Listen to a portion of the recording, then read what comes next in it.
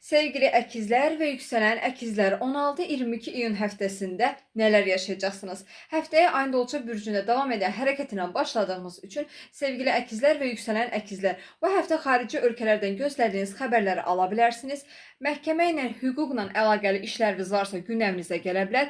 Müdirlərlə olan ünsiyyətiniz bu həftə arta bilər. Eyni zamanda şəxsi inkişafınıza daha çox zaman ayıra bilərsiniz. Sosial mediada daha çox görünür ola bilərsiniz və Marsın qız bürcündə hərəkət etməyə başlaması nəticəsilə ev və ailə həyatınızla əlaqəli olaraq hansı işləri etmək istəyirsinizsə bu həftə çox rahatlıqla edə bilərsiniz.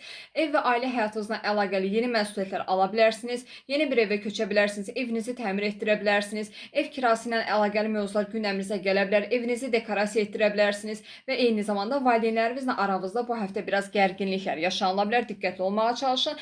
Göy üzündə Günəş Xərçəng bürcündə hərəkət etməyə başlar. Merkur da Xərçəng bürcündə hərəkət edir və bunun təsir nəticəsində maliyyə mövzusunda qarşınıza bu həftə çox gözəl və yeni fürsətlər çıxa bilər. Şəxsi maliyyənizdə, maliyyə qazancınızda artım yaşanıla bilər. Eyni zamanda şəxsi maliyyənizə lazımsız maliyyə xərcləmələri də edə bilərsiniz. Diqqətli olmağa çalışın və Yupiterlə Neptun arasında 90 dərəcəli kare açı aktiv olacağı üçün bu həftə dostlarınızdan gələcək iş təkliflərinə qarşı biraz diqqətli olmağa çalışın, çünki bu həftə biraz yanıla bilərsiniz.